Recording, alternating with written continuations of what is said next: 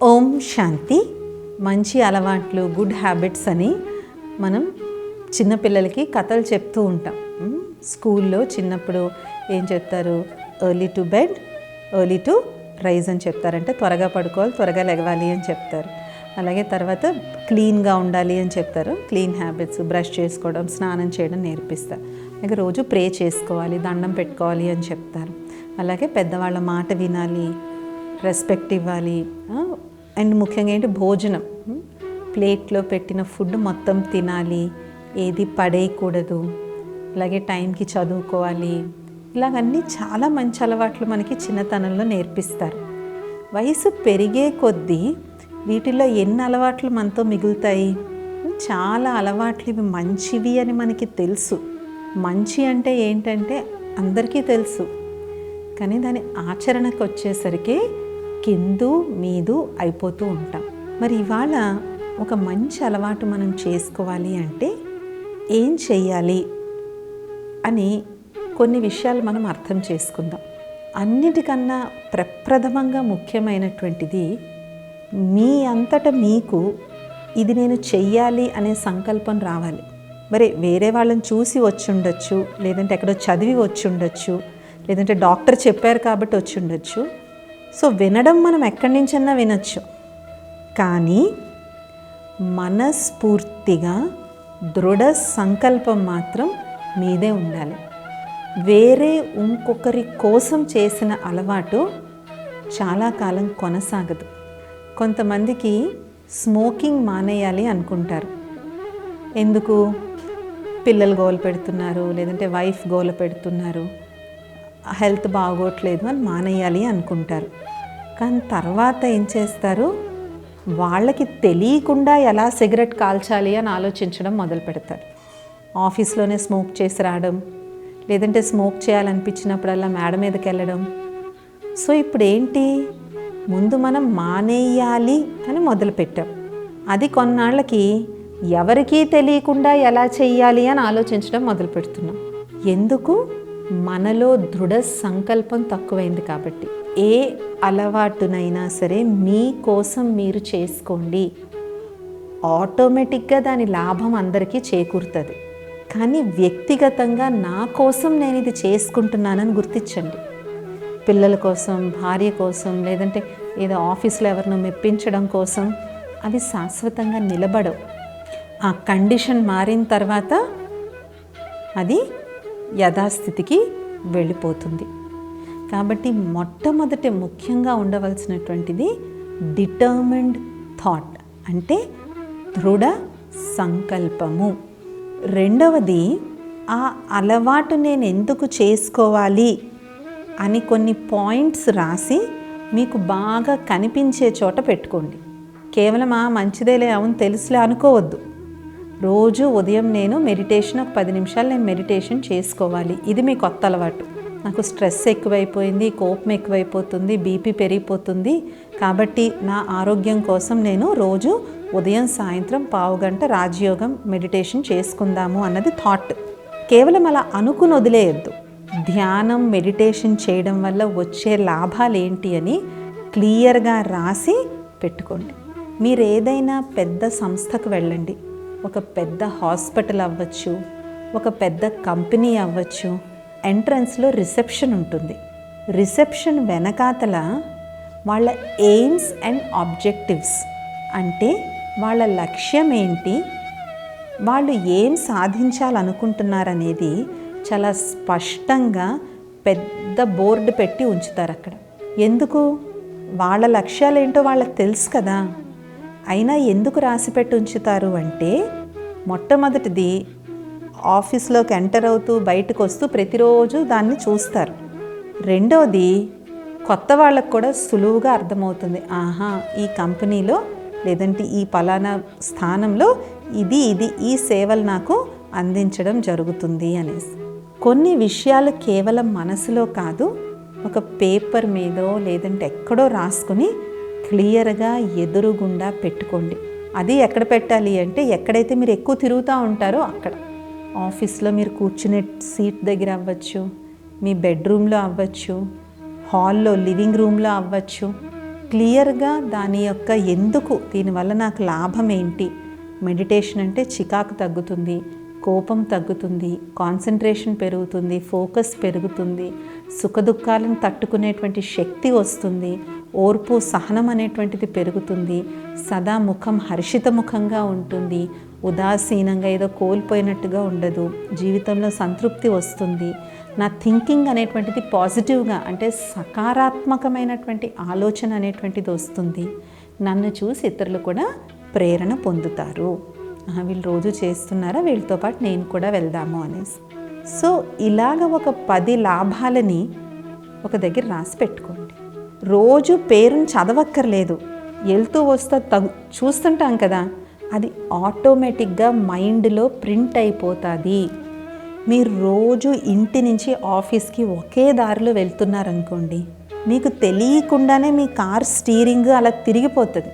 మీరు పక్కన ఎవరితోనో మాట్లాడుతూ ఉండొచ్చు, పాటలు వింటూ ఉండొచ్చు, కానీ తెలియకుండానే మీ చెయ్య లెఫ్ట్ వైపుకో రైట్ వైపుకో తిరిగిపోతుంది. ఎందుకు? ఆ దారి మీ మైండ్లో ఎంతగా ముద్రింపబడి ఉంది అంటే ఆ పని ఆటోమేటిక్గా జరిగిపోతుంది. అదేవిధంగా మీరు రాసి పెట్టుకున్నది అలా ఉండడం వల్ల అది తెలియకుండానే ఎక్కడో మీ మనసులో ముద్రింపబడిపోతుంది. అలా ముద్రించిన తర్వాత అది ఆటోమేటిక్గా మనం దానికి కావాల్సింది ఏం చేయాలి అనేటువంటి ఆలోచన వస్తుంది. మూడోది, ఇది చాలా లౌకికమైనటువంటి విషయం. నేను ఇది చెయ్యాలనుకుంటున్నానని అట్లీస్ట్ ఒక 4-5 కన్నా చెప్పండి. ఎందుకంటే మనం మర్చిపోయినా మన పక్క వాళ్ళు మనల్ని మర్చిపోనివ్వరు. నేను ఇది చెయ్యాలనుకుంటున్నాను, నేను వాళ్ళ నుంచి రోజు మెడిటేషన్ చేయాలనుకుంటున్నాను, లేదంటే ఇంట్లో వాళ్ళకి ఛాలెంజ్ చేయండి. 15 రోజుల్లో నా కోపం అంతా తగ్గిపోతుంది, నేను 15 రోజులు రోజు మెడిటేషన్ చేస్తాను. 15 రోజులు మీరు చేయలేదనుకోండి, ఇంట్లో వాళ్ళు అడుగుతారు కదా, ఏంటి చెయ్యట్లేదు, 15 రోజుల్లో మీ కోపం తగ్గిపోద్ది అన్నారు కదా, ఎందుకు చేయట్లేదు అని అడుగుతారు. కాబట్టి కొద్దిమంది కన్నా చెప్పండి. మరీ వ్యక్తిగతమైనటువంటివి పర్సనల్ విషయాలు ఎవరికి కొంతమందికి చెప్పుకోవడం ఇష్టం ఉండదు కొన్ని విషయాలు, దట్ ఈజ్ ఓకే. బట్ మామూలు చెప్పగలిగినది అయితే కొంతమందికి చెప్పండి. చెప్పడం వల్ల వాళ్ళు మిమ్మల్ని మర్చిపోనివ్వరు. మధ్య మధ్యలో కొంతమంది గుచ్చి అడుగుతూ కూడా ఉంటారు, ఏంటి అదేదో చేస్తారన్నారు, చేశారా అనేసి. సో అది తెలియకుండా ఎక్స్టర్నల్ మోటివేషన్ అంటే బయట నుంచి మనకి ప్రేరణ అనేటువంటిది దొరుకుతూ ఉంటుందన్నమాట. 4వది, ఇందాక ఎలాగైతే ఆ అలవాటు చేసుకోవడం వల్ల వచ్చే లాభాలు రాసుకున్నామో, చెయ్యకపోవడం వల్ల వచ్చే నష్టాలు కూడా క్లియర్గా రాసి పెట్టుకోండి. కోపం తగ్గకపోతే వచ్చే నష్టం, బీపీ తగ్గకపోతే వచ్చే నష్టం, చికాకు ఎక్కువైతే వచ్చే నష్టం, అందరినీ మీద ఊరికే రైలు ఆడిపోతుంటే వచ్చే నష్టం, ఇవి కూడా రాసి పెట్టుకోండి. అందుకే చిన్నపిల్లలకి చిన్నప్పుడు అన్నీ కూడా what are the advantages and disadvantages అన్న క్వశ్చన్ ఇస్తూ ఉంటారు. చిన్న స్కూల్స్ మనం అందరం ఇలాంటి క్వశ్చన్స్ రాసే ఉంటాం. పలానా విషయానికి లాభాలు నష్టాలు రాయండి అని నేర్పిస్తారు. ఇవన్నీ యాక్చువల్గా మన జీవితంలో తర్వాత పనికిరావడానికే నేర్పిస్తారు స్కూల్లో. కానీ అప్పుడు ఏదో ఒక 5 out of 5 వచ్చేసింది కదా అని హ్యాపీగా ఫీల్ అయిపోతాం. కానీ కాదు, ఇప్పుడు లాభం ఏంటో రాసుకున్న చోటే నష్టాలు ఏంటో కూడా రాసుకోండి. అండ్ వీలైనంత వరకు అవి వ్యక్తిగతంగా ఉండేటట్టుగా రాసుకోండి. అంటే మీకు ఏం నష్టం జరుగుతుందో అది రాసుకోండి. ఎందుకంటే నాకు నష్టం జరుగుతుంది అంటే కొంచెం మోటివేషన్ ఎక్కువ ఉంటుంది, వేరే వాళ్ళకి నష్టం జరుగుతుంది అంటే అంతగా మనకి మోటివేషన్ ఉండకపోవచ్చు. కానీ నాకు నష్టం జరుగుతుంది అంటే మాత్రం కొంచెం మనకి అటెన్షన్ అనేటువంటి కన్ను పెద్దగా తెరుచుకుంటుంది అన్నమాట. దీని తర్వాత అసలు అలవాటు అనేది ఎలా స్టార్ట్ అవుతుంది? రిపీటెడ్గా మనం చేసే పనే మన అలవాటు. కాబట్టి మీరు ఏ మంచి అలవాటు అయితే చేయాలనుకుంటున్నారో దానికి ఫస్ట్ ఒక టైం బౌండ్ పెట్టుకోండి. అంటే నేను జీవితాంతం చేసేస్తాను అని అంత సుదీర్ఘమైన ప్లాన్ ముందు వేయకండి. ఫస్ట్ నేను వారం రోజులు చేస్తాను. వారం రోజులు అనేటువంటిది మనకి అచీవబుల్గా అనిపిస్తుందా, వారమే కదా పర్లేదు, ఆదివారం మొదలు పెడితే ఆదివారం వరకే కదా అని కొంచెం ఇన్స్పిరేషన్ వస్తుంది. నేను జీవితాంతం చేస్తాను అంటే సర్లే స్టార్ట్ చేద్దాంలే, ఈ నెల కాదులే వచ్చే నెల చేద్దాం, ఆ నెల కాకపోతే ఆ వచ్చే నెల చేద్దామని అలా మనం దాన్ని దాటివేస్తూ ఉంటాం. ఎందుకు? మన డెస్టినేషన్ జీవితం కదా. సో ఎప్పుడన్నా స్టార్ట్ చేసుకోవచ్చు. అలా కాదు, ఒక సమయ పరిమితి పెట్టుకోవడం ముఖ్యం. 10 రోజులు, 21 రోజులు, ఒక 90 రోజులు. ఈ టైం ఎప్పుడైతే మనం పెట్టుకుంటామో ఆ టైంలో ఏం జరుగుతుంది అంటే అది సాధ్యాసాధ్యాలు మనకు అర్థమవుతాయి. ఓకే, నేను రోజు ఉదయం 1/2 గంట మెడిటేషన్ చేద్దామని నేను అనుకుంటున్నాను, కానీ 1/2 గంట మెడిటేషన్ చేయాలి అంటే నేను 7ంటికి నిద్ర లెగుస్తుంటే సరిపోవట్లేదు, ఖచ్చితంగా 6ంటికి నిద్ర లెగవాలి. లేదు అంటే నాకు ఇంట్లో చేయడం కుదరట్లేదు, దగ్గరలో ఉన్న పార్కుకో లేదంటే మంచి ప్రశాంతకరమైన ప్లేస్లో అయితే నేను చేయగలను, ఇంట్లో నాకు కుదరటం లేదు. ఇలాగా ఆ అలవాటును కొనసాగించడానికి సాధ్యాసాధ్యాలు మనకు ఆ 1 వీక్లో మనకు అర్థమైపోతాయి. తర్వాత దానికి తగినటువంటి మార్పులు చేర్పులు మనం చేసుకోవడానికి అవకాశం అనేటువంటిది ఉంటుంది. కాబట్టి సమయ పరిమితి పెట్టండి. ఇప్పుడు వారం రోజులు చేశారు కదా, ఓకే, ఇప్పుడు చేంజెస్ మీకు తెలిసిపోయినాయి, ఏం మార్పులు చేసుకోవాలో మీకు అర్థమైపోయింది. అర్థమైపోయిన తర్వాత ఆ మార్పులు చేర్పులతో ఇంకొక వారం ట్రై చేయండి. ఫర్ ఎగ్జాంపుల్ స్మోకింగ్ మానేయాలనుకున్నారు, మీరు 1 వీక్ మానేయాలని మీరు అనుకున్నారు. ఈ 1 వీక్లో మీకు ఏం అర్థమైంది? నేను ఎక్కువ బ్రేక్స్ తీసుకుంటే నాకు స్మోకింగ్ చేయాలి అనిపిస్తుంది, కాబట్టి ఊరికే బ్రేక్స్ నేను తీసుకోను.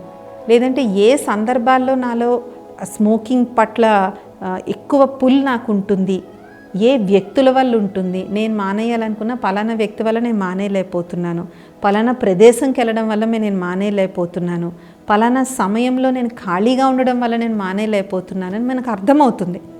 వాటిని మనం మార్చుకోవాలి. అప్పుడు కొన్నాళ్ళకి, అండ్ వాళ్ళు నిజంగా మీ స్నేహితులే అయితే మీరు ఈ అలవాటు మానేయాలి అనుకున్నప్పుడు మిమ్మల్ని ప్రోత్సహిస్తారు తప్ప నేను తాగుతున్నాను నువ్వెందుకు తాగవు, ఏదో ఫ్రెండ్స్ అందరం కలిసి సిగరెట్ కొట్టినంత మాత్రాన ఏమైపోద్ది, ఇలాగనేటువంటి వ్యక్తి మీ స్నేహితులు ఎలాగవుతారు? నిజంగా మీకు మానేయాలి అంటే మిమ్మల్ని ఎంకరేజ్ చేసే విధానంగా ఉండాలి. కానీ ఇప్పుడు ఒక స్నేహితుడు ఉన్నాడు అంటే నువ్వు బావిలో పడ్డావు కదా నేను బావిలో పడతానని ఆలోచించాడు, ఏం ఆలోచిస్తాడు? నిజమైన స్నేహితుడైతే తాడేసి వీడిని ఎలా బయటికి రాగాలి, వీడిని ఎలా కాపాడాలి అని ఆలోచిస్తాడు. అంతే తప్ప నేను పడుతున్నాను కదా నువ్వు నాతో పాటు వచ్చి పడు అనేటువంటి వాడు స్నేహితుడా? కాదు కదా. కాబట్టి ఆ సాధ్యాసాధ్యాలంటే ఎక్కడ నాకు ట్రిగ్గర్ వస్తుంది అనేటువంటిది మనకు అలవాటు అవుతుంది, తెలుస్తుంది. అప్పుడు ఆ ట్రిగ్గర్స్ నుంచి మనం దూరంగా ఉండొచ్చు. తర్వాత ఏదైతే మన అలవాటు అనేటువంటిది ఉందో ఒక్కోసారి దాన్ని మొత్తం ఒకేసారి చేయలేకపోతాం. దాన్ని చిన్న చిన్న చిన్న చిన్న వాటిగా బ్రేక్ చేసుకోండి. ఉదాహరణకి నాకు కార్ డ్రైవింగ్ నేర్చుకోవాలన్నది నా లక్ష్యం. ఒక వెహికల్, ఏదన్నా ఒక వెహికల్ లేకపోవడం వల్ల నాకు ఇబ్బంది అవుతుంది, కానీ మనకి భయం, అమ్మో ట్రాఫిక్లో ఏమన్నా అయిపోతుందో. చాలామంది వెహికల్ నేర్చుకోకపోవడానికి కారణం భయమే. అమ్మో ట్రాఫిక్లో ఎవరైనా గుద్దేస్తారేమో, లేదంటే నేనెళ్ళి ఎవరినన్నా గుద్దేస్తానేమో అని చెప్పి. కాబట్టి పక్క వాళ్ళకి చాలా ఈజీగానే అనిపించే పని వీళ్ళకి చాలా కష్టం కదా. అందరికీ డ్రైవింగ్ వచ్చి కదా అని చెప్పి డ్రైవింగ్ రానివాడికి అది చాలా కష్టంగానే అనిపిస్తుంది, భయం వేస్తుంది కూడా. బాబో ఇన్ని కార్లు, ఇన్ని లారీలు, ఇన్ని బస్సులు వెళ్తుంటే వాటి మధ్యలో నేను వెళ్ళాలా అని చాలామంది భయపడిపోయి ప్యానిక్ అయిపోతారు. కాబట్టి ఇలాంటి ఒక భయాన్ని ఓవర్కమ్ చేయాలనుకున్నప్పుడు దాన్ని చిన్న చిన్న స్టెప్స్తో దాన్ని బ్రేక్ చేసుకుని వెళ్ళండి.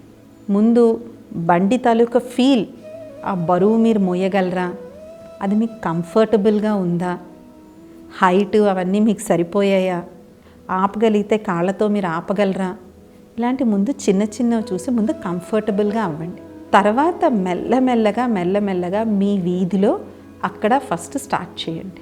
తర్వాత ఎవరి సహాయంతో అయినా సరే రోడ్డు మీదకి కూడా ఎప్పుడు ఖాళీ టైమ్స్లో, మధ్యాహ్నాల టైము, మిట్ట మధ్యాహ్నాలు ఆ టైంలో, మంచి ట్రాఫిక్ టైంలో కాదు. తర్వాత ఇంకొంచెం మెయిన్ రోడ్డుకి, అలా మెల్లమెల్లగా అంచెలంచెలుగా మనం చెయ్యాలి. ఎందుకు? మన గమ్యం కొంచెం పెద్దది, మనకి పెద్దది, పక్క వాళ్ళకి సులువు అయి ఉండొచ్చు, కానీ మనకి అది కొంచెం పెద్ద గమ్యం. కాబట్టి అలాంటి సమయంలో మీరు దాన్ని చిన్న చిన్న స్టెప్స్ కింద బ్రేక్ చేసుకుని వెళ్ళండి. ఒక పుస్తకం చదవాలి అని నేను లక్ష్యం పెట్టుకున్నాను, ఇవాళ నుంచి నేను టీవీ తక్కువ చూస్తాను, ఇంటర్నెట్ తక్కువ చూసి పుస్తకం చదువుతాను అనుకోండి. సడన్గా అది మనం మానేయలేం, ఎందుకు అలవాటు అయిపోయింది. కాబట్టి ఏం చేస్తారు? రీప్లేస్మెంట్. అంటే ఏ టైంలో మీకు మొబైల్ చూడాలి, టీవీ చూడాలి, ఇంటర్నెట్ చూడాలి అనిపిస్తున్న టైంలో ఎదురుగుండా పుస్తకం పెట్టుకోండి, మీకు నచ్చిన టాపిక్ మీద పెట్టుకోండి. మీకు ఏది నచ్చితే, మీకు స్పిరిచువాలిటీ ఇష్టమైతే స్పిరిచువాలిటీ, కుకింగ్ ఇష్టమైతే కుకింగ్, హెల్త్ ఇష్టమైతే హెల్త్, మీకు ఫోటోగ్రఫీ ఇష్టమైతే ఫోటోగ్రఫీ, ఏదో ఒక పుస్తకం మీకు ఏది ఇష్టమైతే ఆ పుస్తకం ఎదురుగుండా కనిపించేటట్టు పెట్టుకోండి. దీనివైపు లాగినప్పుడు ప్రతిసారి దాన్ని తీసుకోండి. అది మీకు ఇష్టమైన సబ్జెక్ట్ కదా, సో చదువుతారు. కాబట్టి ఈ విధంగా మనం అందుబాటులో ఎప్పుడైతే మనం పెట్టుకుంటామో ఆ అలవాటు మనకి ఈజీగా అవుతుంది. నెక్స్ట్ ఇంకొక విషయం, ఈ మంచి అలవాటుని చెయ్యకుండా మనకి ఏవైతే అవరోధాలు ఉన్నాయో వాటిని వీలైనంత దూరంగా పెట్టండి. మీరు పడుకోవడానికి మంచం మీదకి వెళ్ళారు, కానీ 2 గంటలైనా 3 గంటలైనా మొబైల్ చూస్తూనే ఉన్నారు. ఎందుకు? మొబైల్ చెయ్యి అందే దూరంలో ఉంది కాబట్టి. సో ఆ అలవాటు మానేయాలంటే మొబైల్ని పక్క గదిలో పెట్టిరండి. చాలామంది ఇచ్చే కారణం ఏంటంటే మేము అలారం మొబైల్లో పెట్టుకుంటామంటారు. 100 రూపాయలు పెడితే ఇంత చిన్న అలారం వాచ్ వస్తుంది. ఎలాంటి వాళ్ళైనా ఆ సౌండ్కి నిద్ర లెగుస్తారు. సో అలాంటి చిన్న 100 రూపాయల అలారం క్లాక్ చాలు. అలారం కోసం మేము మొబైల్ పెట్టుకున్నామని చెప్పి అలారం రింగ్ అయ్యే టైం వరకు వీళ్ళు మొబైల్ చూస్తూనే ఉంటారు. అది అలారం కూడా కొట్టేస్తుంది. అయ్య బాబోయ్ ఇంతసేపు చూస్తున్నానా నేను, అమ్మో అనుకుంటాం. కానీ ఏముంది, అలారం ఆల్రెడీ రింగ్ అయిపోయింది. సో అలారం కోసం మొబైల్ అక్కర్లేదు, దానికోసం చిన్న 100 రూపీస్ టేబుల్ క్లాక్ అయినా కూడా సరిపోతుంది. కాబట్టి ఏవైతే అలవాటుకి అవరోధాలు ఉన్నాయో వాటిని వీలైనంత దూరంగా పెట్టండి. అందుకే గవర్నమెంట్ ఎప్పుడు సిగరెట్ల మీద, ఆల్కహాల్ మీద రేట్లు పెంచుతూనే ఉంటుంది అనమాట. అంటే అట్లీస్ట్ అలా కాస్ట్ ఎక్కువయ్యైనా సరే కొంతమంది దాన్ని కొద్దిమంది అయినా సరే దాన్ని అలవాటు మానేస్తారు అని చెప్పేసి.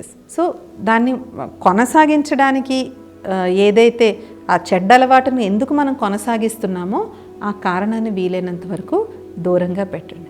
సిగరెట్ ప్యాకెట్ ఎప్పుడు పాకెట్లో పెట్టుకుని మాత్రం తిరగద్దు. సిగరెట్ ప్యాకెట్ పాకెట్లో పెట్టుకుని తిరిగినంత కాలం అది మనల్ని వదలదు. సిగరెట్ ప్యాకెట్ని బయట కారులోనో బండిలోనో పెట్టేసి వచ్చి మీరు మీ టేబుల్ దగ్గర కూర్చోండి. బండిని చాలా దూరంగా పార్క్ చేయండి. ప్రతిసారి అంత దూరం నడుచుకెళ్ళి సిగరెట్ తెచ్చుకోవాలి అంటే ఒకరోజు చేస్తాం, 2వ రోజు చేస్తాం, 3వ రోజు నుంచి అది కొంచెం తగ్గుతుంది. పాకెట్లో పెట్టుకున్నామో అలవాటు ఎప్పటికీ తగ్గదు. అది మనకి చేతికి అందనంత దూరంలో ఉన్నప్పుడే కొంచెమన్నా సరే దాని నుంచి మనం దూరం అవుతామన్నమాట. ఇదే విషయం మీద ఇంకొన్ని అంశాలను మనం వచ్చే ఎపిసోడ్లో తెలుసుకుందాం. ఓం శాంతి.